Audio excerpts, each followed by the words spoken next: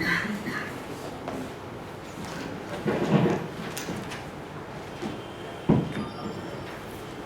morning, friends. I welcome you all to this first session of today's workshop. Yesterday, after Himanshu Bhai's talk, after we all discussed, there were a lot of discussion among the chartered accountants as to whether we should be really continuing the auditing profession. So it was on a serious note, but then we all know Nilesh Bhai is a very senior chartered accountant and an expert on Companies Act, and we couldn't have a better speaker than him to speak on the important provisions relating to private limited companies. Before I invite Nilesh Bhai to speak, I would request Amrit to formally introduce Nilesh Bhai. Good morning, friends.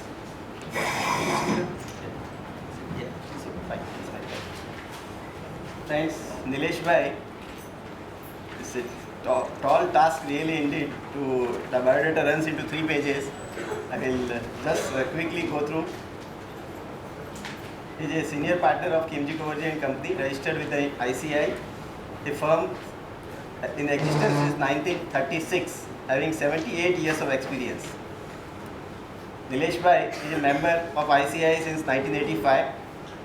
He has also done visa in 2003, BCS from Jamnalal Bajaj Institute of Management Studies and Bombay Chartered Accountants Society in 2000-2001. Professional social activities, he is an elected member of Central Council presently of ICI. He has been chairman of Financial Reporting Review Board, vice chairman of Corporate Law and Corporate Governance Committee and Committee on Information Technology, and members of various committees including Accounting Standard Boards, he has also been member of Law Review Reforms Rationalization Committee of Indian Merchant Chamber, Legal Committee of Bombay Chambers of Commerce and Industry. In the past, he has been chairman of Board of Studies, Research Committee, Expert Advisory Committee, all of ICI, vice chairman of Corporate Law and Corporate Governance Committee, Financial Reporting Review Board, Committee on Banking, Insurance and Pension. Coming to Chambers Association, he has been the pioneer of this Corporate Members Committee when it was first formed and constituted by the Chamber to guide the members from in the areas of corporate finance and members coming from industry. Under the auspices of none other than Sri Bhavesh Bhai, he was the founder member of this committee, founder chairman of this committee, and had been instrumental in creating a profit of at least 3 lakhs in the very first year when the committee was formed from the M&A activity, particular activities conducted on M&A. With these words, I welcome Nilesh Bhai and request him to enlighten us on the topic of today. Before Nilesh Bhai takes, may I request President to present him a memento.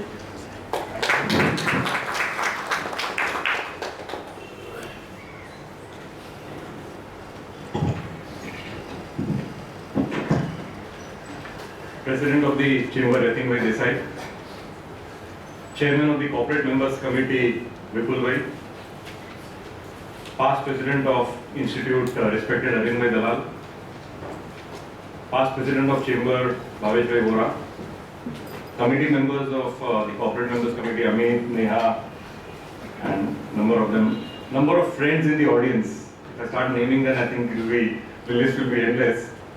And ladies and gentlemen, it's indeed a privilege to be here. And I want to thank Vipul Bhai personally and the Corporate Members Committee in request me to speak on the Companies Act. The reason I'm thanking the committee is, the old Act, the 1956 Act, we have read, umpteen number of times during our studies for the inter-CA, during the studies for our final CA, then various occasions during our practice or in industry, wherever we are, we're referring to various sections, and I'll be very honest and candid in saying that even now that 1956 Act is throwing up surprises. Some things we have taken for granted. When we read the law more clearly, and I'll narrate a few incidences here, where it's a sort of an eye-opener, how we are missing certain things, the interpretation, the full stop, the commas, how the different interpretations are happening. So even after a span of 57, 58 years, if in the 1956 Act we have got that situation, you can understand that the 2013 Act, to understand holistically within a busy schedule, whether it is in practice, whether it is in the council or a lot of other activities we do. So first is the reading part of it. Then getting into the interpretation and understanding the nuances is going to be a tough challenge for all of us, including me. So it is opportunities like this which gives us a chance to read and sort of make our mind more clearer on the law. Having said that, let me start with a very, normally we start with disclaimer as far as the issue is concerned. So whatever I am going to say, I have a right to change my view after some time, because as I told you, these are the initial readings which we are having, and we are reading in piecemeal because of our lack of time. Unlike our student days where we used to read the whole act together maybe over a series of days, and we could correlate. If something was there in a later section, go back to the earlier section. And what's happening now is we are looking at certain chapters. It's like the the story of the elephant, where sometimes you're trying to catch hold of the legs or the tail and trying to interpret. So there are possibilities where maybe after a few days on the same thing I may have a different view. So with that one particular disclaimer, I would want to start this. Friends, how many of you have seen the serial Star Trek? During our days, it was a very famous serial. How many of you have seen that serial? Do somebody remembers the tagline of that serial? But no man has gone before.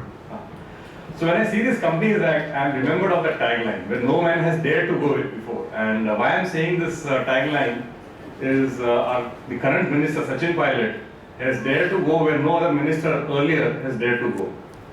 Because this act or the bill, I would say, has gone through a lot of changes, iteration. Whoever tried to bring in this bill or the act, the history says that government has fallen. And looking at the current assembly election results and the way it is going, I won't be surprised if that happens with the current government also, and with the way various opinion polls. Of course, I'm not here to for the politics. But if that happens, I think nobody else in future will try to bring out the Companies Act.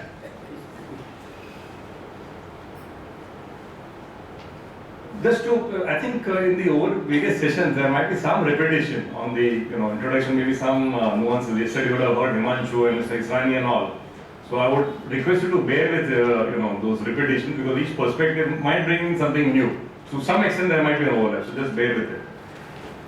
Friends, this Companies Act has come under various, after a lot of committee recommendation. The last famous one being the J.J. Irani report.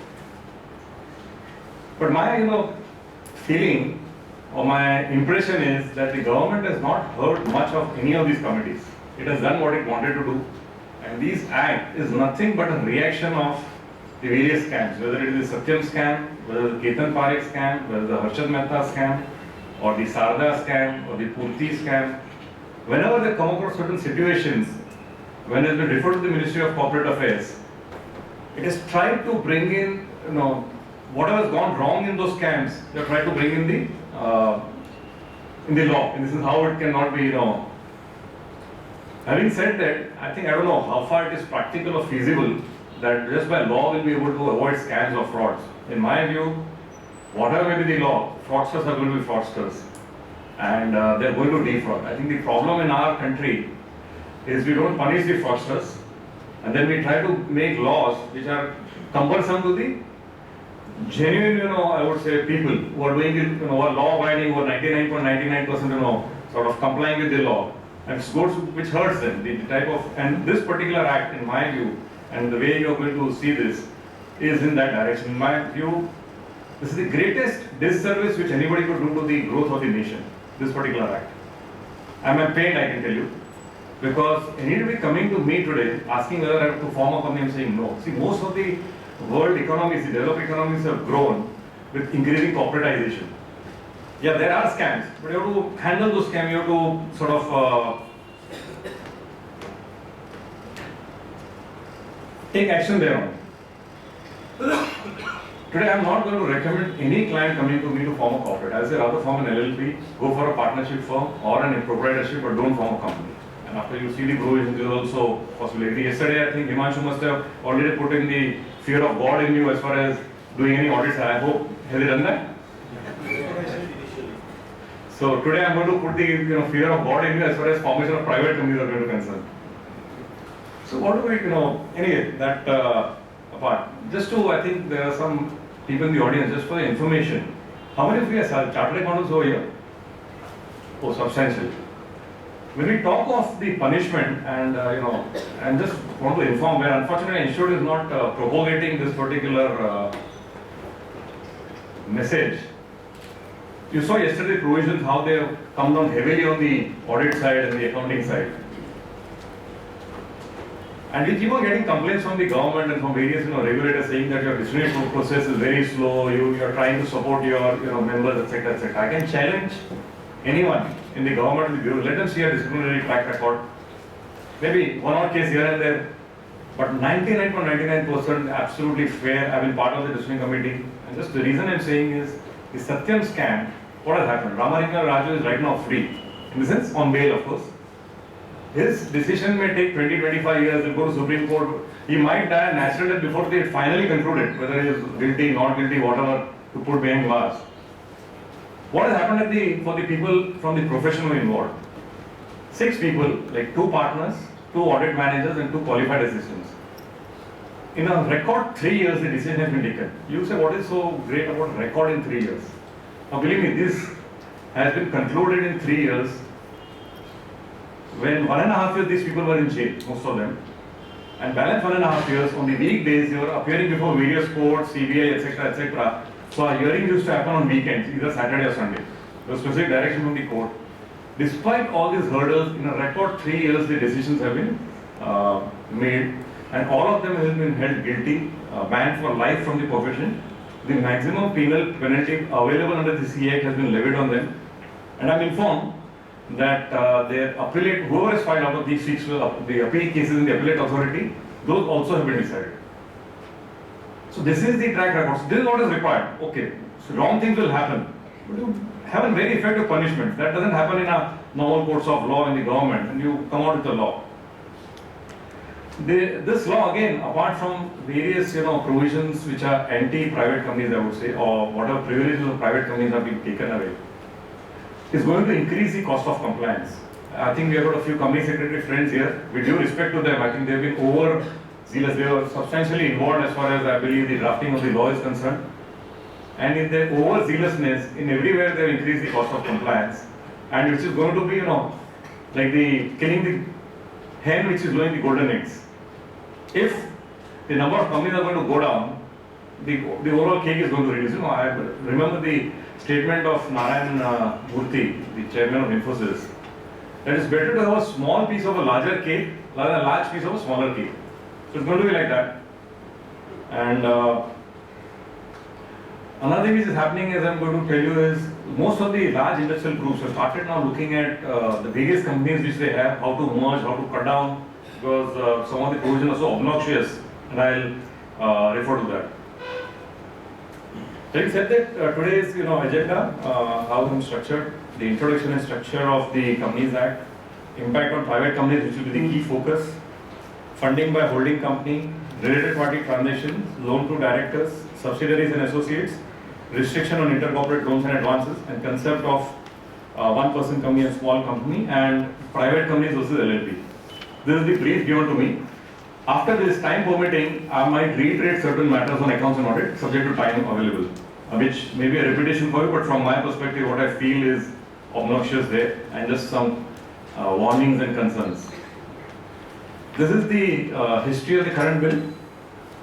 And this, just I want to focus, October 8 it came, it lapsed, 2009 it came back. It was referred to a standing committee, of the Standing Committee of Finance of the Lok Sabha. They gave their recommendations to the ministry. I think the institutes, the various industry, everybody represented at various levels, whether it was at the the draft stage, the Standing Committee of Finance stage, we went and represented on various provisions pertaining to the profession. December 2011 was reintroduced in the Lok Sabha. Now it is for the first time, not one of the rarest times, where after the standing committee has given its suggestions, it is reintroduced in the Lok Sabha.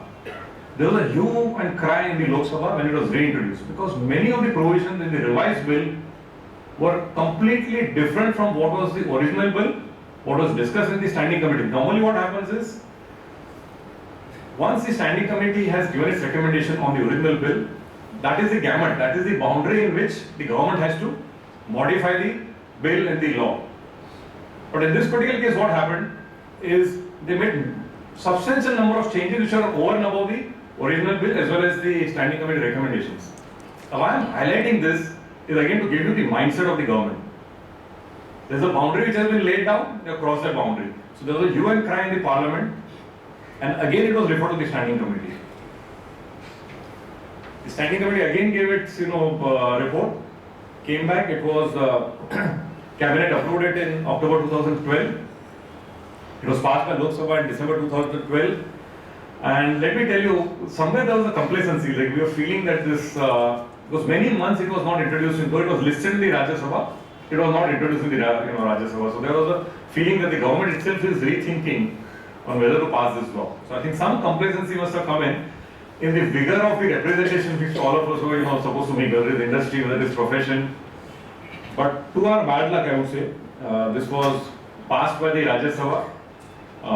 Piyush Goyal, a member of parliament and incidentally a chartered accountant, had, in fact, it's available on YouTube, very, rightly argued a lot of the obnoxious provisions in the Rajya Sabha. But unfortunately, by that time, their party had already given a go-ahead for clearing that particular bill in the act.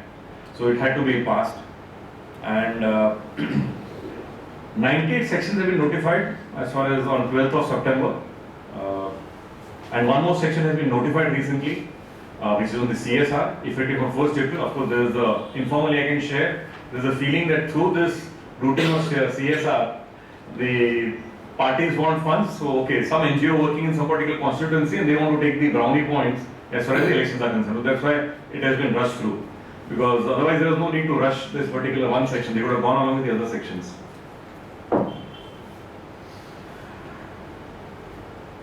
Just a quick comparison, has this been done yesterday? I will just focus on one thing. 75% of the legislation is going to be delegated legislation. It contains almost 330 sections out of 470 sections odd is a delegate legislation which says as will be prescribed. The question is, any law, if 75% of the legislation is going to be delegated, why is the whole need of the act to be taken in the parliament? They could have just said a one-line act. Companies Act as will be prescribed by the ministry. I think somebody needs to challenge this in the sense if 75% of the sections are going to be as will be prescribed. Second, just to bring a point home, I just did a quick calculation. All these chapters, sections, etc. The old was around 700 pages and the new one is 1000 pages. And so what's the big deal? The big deal is much before 2008, I think somewhere in 2004-05, Premchand Gupta was the Minister of Corporate Affairs, and he had mentioned that time that I want to simplify the Companies Act. It should be hardly 100 sections, and this act is very bulky, etc., etc. I want to follow the Malaysian, possibly in Malaysia it's a 100 section act. And typically, as in India, again, what happens the moment somebody talks of simplification, it should be very ready. It's going to be the most complicated, and this is what has happened. Started with 100 sections, and today we got 400 sections and almost 1000 pages, so including the rules and all, the draft rules. What I'm going to speak today is substantially going to be based on the draft rules. So that is going to be another, any change in the draft rules will impact this particular presentation. So this is true as of today, maybe, and current interpretation, but it could change after a few days. The feedback I'm getting from the ministry is, the minister is, though he is made the chief of the Rajasthan state for the elections, by the Congress party, but he is keen to clear this particular act and make it effective on 1st of April. And I am told the draft rules, almost 10,000 suggestions were received by the ministry, and they have looked into all of them, not necessarily accepted it, looked it, they have considered or not considered. And after modifying the draft rules as they deemed appropriate, it has gone to the Law Ministry. Law Ministry also, in many of the rules, draft rules has given their feedback, and it could come anytime. See, we keep on tracking whether if this gentleman is busy in the election, possibly, this may get deferred to post-election. But the feedback we are getting is that this may see the light of the day. Only one thing which I got a feedback out of yesterday's, discussion on audit is this rotation, they say, will, be there for private companies. Right now it is there for private companies also, auditor rotation. But the feedback we are getting is it will be only for those private companies which has got more than 20 crore paid up capital, 20 or 25 crore. That is the discussion which is getting, that is the feedback. And second, there is a restriction on 20 company, limits of 20 companies which a person can audit. There also in the rules they are trying to provide that it will be, not applicable to private companies. The question is, in the act it is not said as we prescribed, they just laid down a limit of 20. So how can they override the acts of the rules? Again, it could be challengeable, but that's what is the discussions which are going on right now. Because again, that provision came in without public discussion. That was surreptitiously moved in at the last moment. It was not part of the original bill. This limit of 20 companies, without discussion, without debate, it has just gone through. These are the various circulars which have come. I will not go through it. We discussed substantial portion by way of rules. Imprisonment in about 75 times have been referred, special resolution is 75 times, prosecution around 25 times. More important, central government approval in around 15 times. I am surprised at this number. The reason is, whatever I am going to discuss today, the earlier act had provisions which said a person could approach the central government for certain approvals. In my presentation, the current act has removed all those provisions. So despite that, I don't know in which of the 15 cases I will do a separate study now, where they said central government approval is applicable. These are the draft rules. I think key issues possibly Mr. Isnani would have gone through. I will not spend time thereon. It's there. This presentation will be circulated. I want to speak now. Come straight to the topic: impact on private companies. And you look at the photo. This is going to happen to the private companies. They're going to put all the private companies in the stretcher like this to be hospitalized. And as I go ahead, you will also agree with me. First change, any further issue of capital, which was earlier in case of public companies, it had to be only by way of a right issue, or you have to go to the general meeting and take a special resolution for the purpose of the further issue of capital. For private companies, this was not applicable. You could have had further issue to anyone depending on your choice, etc., etc. Now that is applicable to private companies also. Further issue of capital, if you want to make, initially it has to be a right issue in the same proportion in which the existing holding is there. If it is not a right issue, you have to go to a general meeting, by resolution you have to clear, and see how the wording is in drafting what they have done. In case the existing shareholders do not accept the offer, directors should dispose such shares in a manner not disadvantageous to the shareholders in the company. It's very, very innocuous looking statement. This is the current wording. What are the earlier wordings? Earlier it was to be disposed of in the manner most beneficial to the company. Now, do you find any difference between the two? I can just share the example. Suppose I am currently a shareholder of a private company, 1% holding is mine. I don't subscribe to, say it's a 1:1 right issue, I don't subscribe. Can the directors issue those shares to anybody else and which is not disadvantageous to the shareholder, me? Suppose I don't subscribe, director is the issue to somebody else, 1:1, my holding from 1% will go down to 0.5%. Is it advantageous or disadvantageous? It is going to be disadvantageous to shareholder. Not disadvantageous to the company, one can understand, but to the shareholder, it is always going to be disadvantageous. If he doesn't subscribe, he or she, or it, if it is a company. So, so many drafting issues, so many nuances. So this is one of the nuances I wanted to bring out. They have to come out with a clarification saying that just because of equity dilution or a percentage dilution, it will not be disadvantageous. Otherwise, this is going to be a non-starter.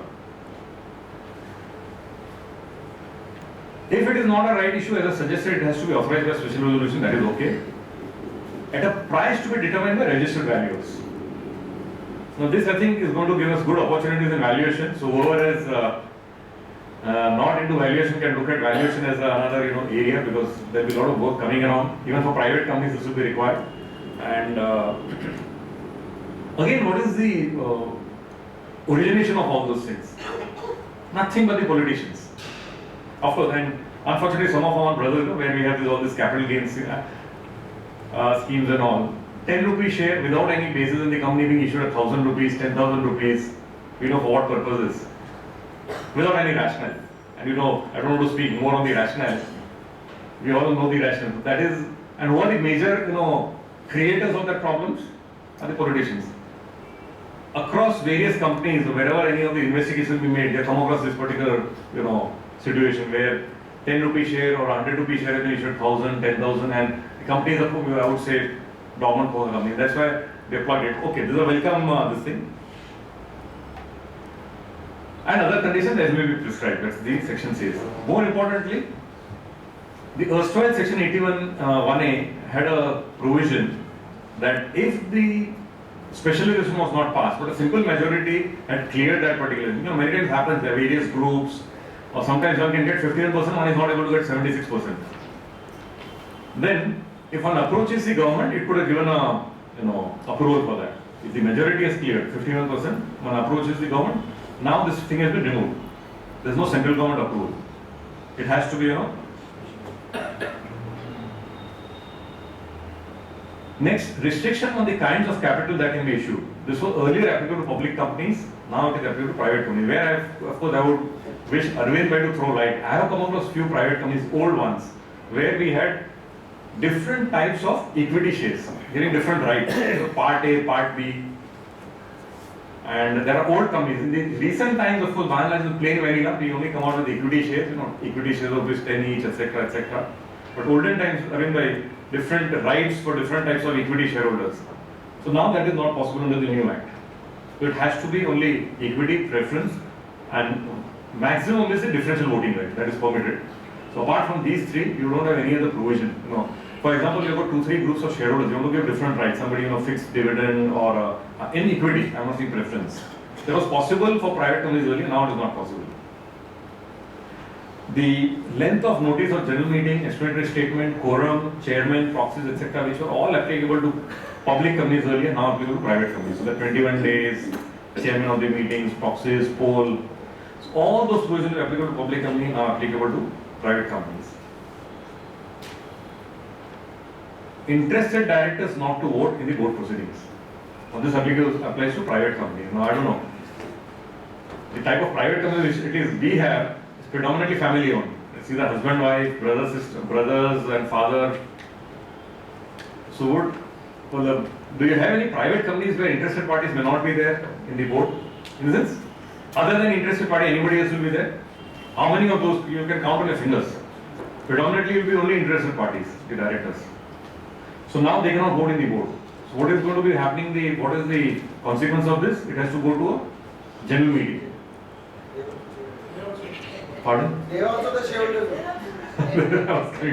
I think I've got a lot of my friends who are experts. So my request would be, I am also learning. So if you have something, if in any particular section, if I've done some more study, kindly share for the benefit of all, including me. As rightly my friends over here suggested, even if you go to a general meeting, if your paid up capital is more than 1 crore, interested shareholders cannot vote. Now, who are the interested shareholders in a private company?